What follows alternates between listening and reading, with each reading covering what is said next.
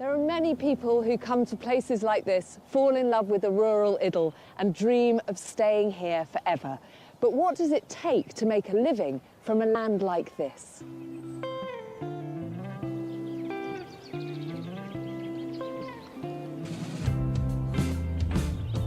That summer, I travelled to the west of Lake Windermere to meet a lady who saw potential on the fells of this rugged region.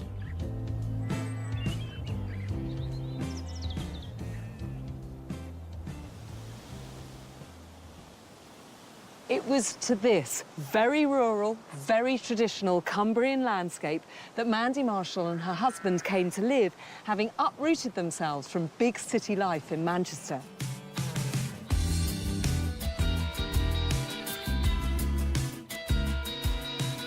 Mandy took 20 years of retail experience and dreamt she could start a business producing handmade luxury bags from Herdwick Tweed. She invested over £30,000 buying 750 kilos of local wool a year, paying double what the farmers can get elsewhere. Oh, Mandy, it seems like I've come at exactly the right time. Do you need a hand? Kate.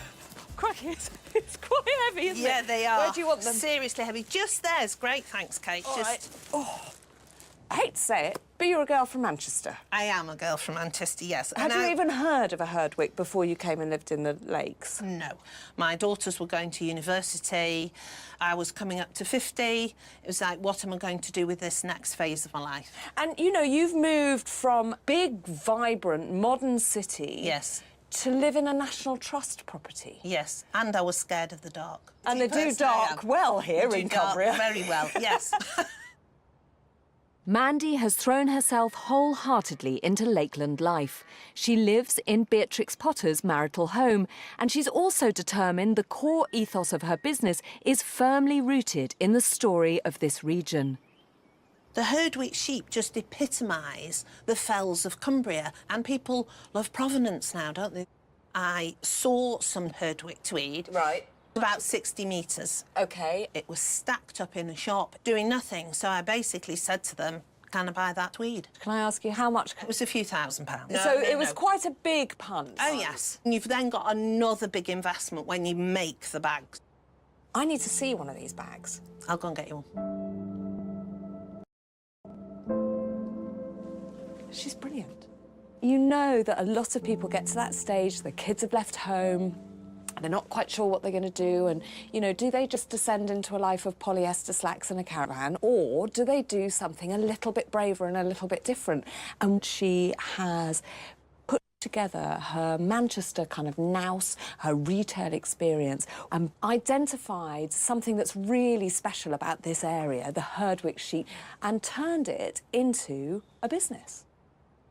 So those are of the original cloth. OK. It is very, very beautiful. Mandy's investment paid off, selling out of the first batch of 40 bags in just 3 months. I knew I was going to run out of fabric, and what I wanted was to be able to buy fleece from certain farms and turn it into tweed. Some of the wool Mandy uses comes from farms Beatrix Potter once owned. It's spun and locally woven into bespoke tweed, then handcrafted at a Cumbrian factory. I'm doing it because I believe in the product. I mean, it's experimental. It's a little bit pioneering. It's a little mad. It's definitely mad. I have to be honest, I was scared to death of going meeting real farmers. I just thought they're going to think I'm a complete idiot townie. When I actually went for the first time to talk to a farmer, I said, how many sheep do you have? It's like asking how much have you got in the bank, but they were so enthusiastic and wanted to help. This is a passion. These farmers, they love this area. This is their life, and you can't let them down. So you've got to make this work. You don't need to say anything else. You just made me cry. You're amazing.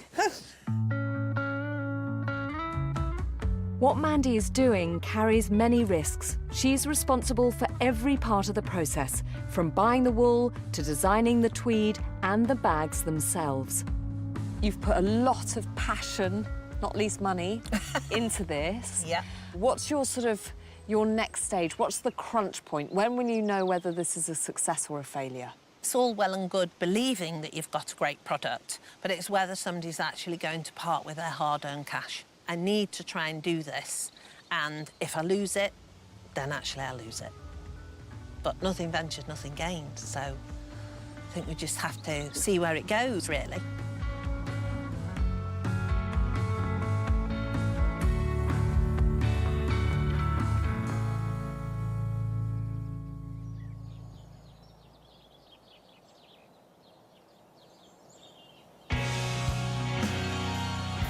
Mandy continued to push forward with her business dream and ambition to produce handcrafted tweed bags from local wool. Hey, Giles, how you doing? Hi, how are you? Good, thank you. Come for your bags, have you? Bags manufactured at a lower cost abroad dominate the UK market, but it's people like Mandy that support this traditional British trade.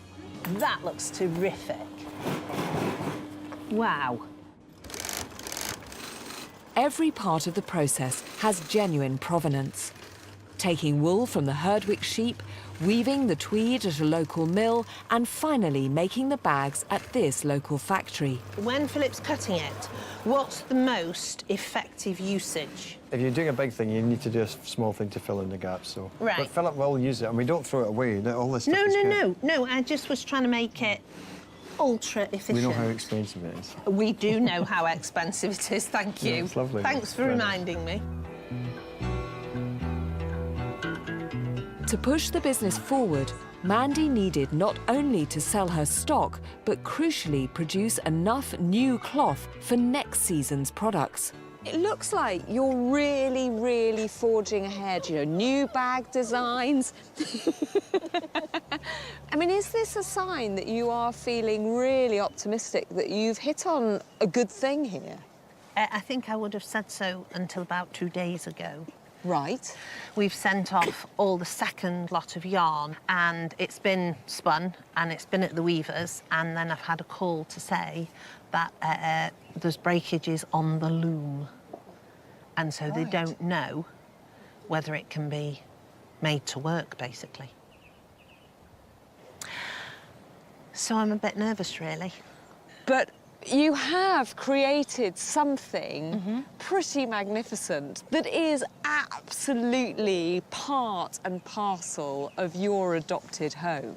Yes. Oh, yeah, absolutely. And I'm really proud of that. You should be. And I have to hold on to that to keep going forward, just move the obstacles. Yeah. You can move anything. Thank you.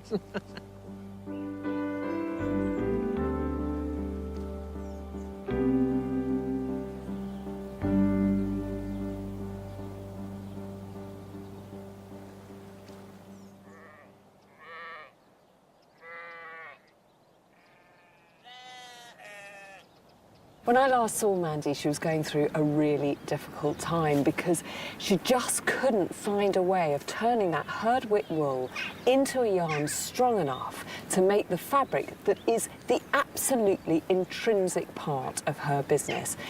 So the future of her entire enterprise looked seriously in doubt. She lives in that house over there, and I can't wait to find out the next episode of this saga.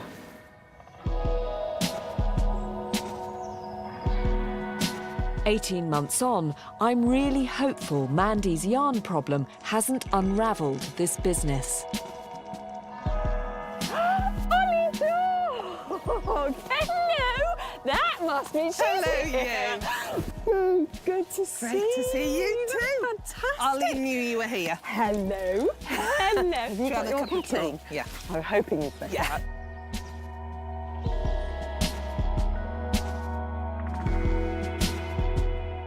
Sunshine and snowdrops at the minute. Look at that. It's a bit like a soap opera, isn't it, your life?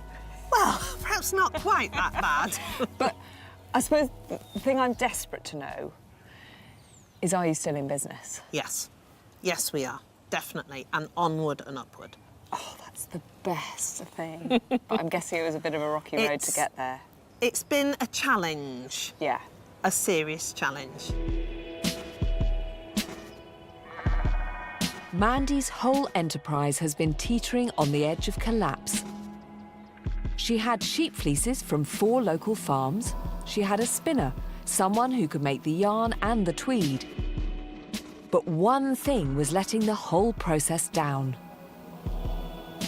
Basically, it just wouldn't weave. The yarn was just falling to bits on the loom. So all that yarn that you'd had spun, which must have been thousands of pounds worth, because at that point you thought, we're on. We know how what we're doing. This works. So how much did I mean? It was getting on towards £10,000. My goodness. On top of the financial hit, Mandy only had 2 bags left to sell, no wool to replenish stock, and was desperately waiting to find out what the problem was with her yarn. And they came back that they were all different, and most notably, the first warp yarn was thicker and stronger than it should have been. Right, so the original wool that had worked, that had turned into a fabric, was not the specification that it should have been, but actually was the specification that worked. Yes. And the specification that it should have been, which was your second batch of wool, just wasn't strong enough and didn't work. And didn't work. So the first one was the fluke. You then had the solution. Yeah. You knew what the wool had to be to work. Yes. The business was on hold for 9 months. During this time, Mandy still took orders but without payment, explaining to customers they would have to wait as all the bags were being made from scratch. So where are you now then? Well, you'll have to come and have a look, won't you? Oh, look at you. You've got that wicked look in your eye. Do come through the inner sanctum. Mind your head, I'm Kate. minding the head. Yeah, don't knock your head off. Mandy! This is my workroom. This! With the yarn issue resolved, it's back to business. Mandy is now making 800 bags a year, quadrupling production. This is the Coniston Fells, which I want to take to show you later. OK. She's added a homeware range of cushions, footstools and bench seats. You haven't stopped. Look at all these lovely things. Yeah. And tripled her sales. So not only are you buying wool from local farmers, wool that was once basically pretty much worthless. Yes, yeah. And turning them into a product and employing carders and washers of the wool and spinners and weavers. I've got to hug you again. I'm so delighted. I am so delighted. After that big financial loss, have you managed to pay yourself back? I've almost got to the point that my initial investment can come back. Wow. But because we've had to upscale what we've done tremendously this year, I think it's likely that I'm going to have to put back in again this year. Right. Until we've got over this hurdle of production. Mandy's annual turnover is up to £132,000. She's focusing on online orders and country shows, upping her attendance from 1 a year to 10. But the key for Mandy is producing a true Lake District product, inspired by the fells, sheep and the landscape that are now her home. Oh, look at this. I know, it's incredible. So are these the fells that are on the cushions? Oh. They are indeed. You can see why making this work has been so important to this city girl gone rural. Now that you've come through, you know, a really big knockback and, you know, faced the reality of your business not being able to carry on. Yeah. What would you say to people who might find themselves in similar situations? I think if you believe in the integrity of your product, and if you are genuinely connected with your suppliers and the people that you're involved with, then you owe it to yourself and to them to carry on. You've got to see, haven't you, where it takes you.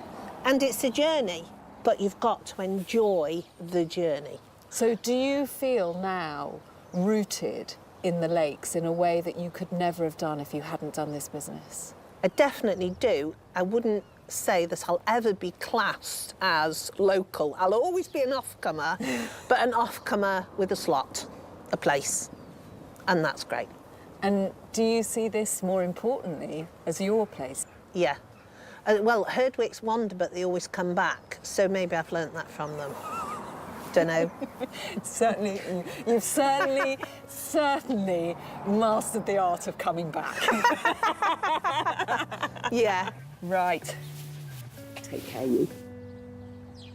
I just couldn't be more pleased that Mandy has managed to bring this business back from the brink. And it just goes to show, you know, the worst can be happening. But sometimes, if you don't give up, things do go right.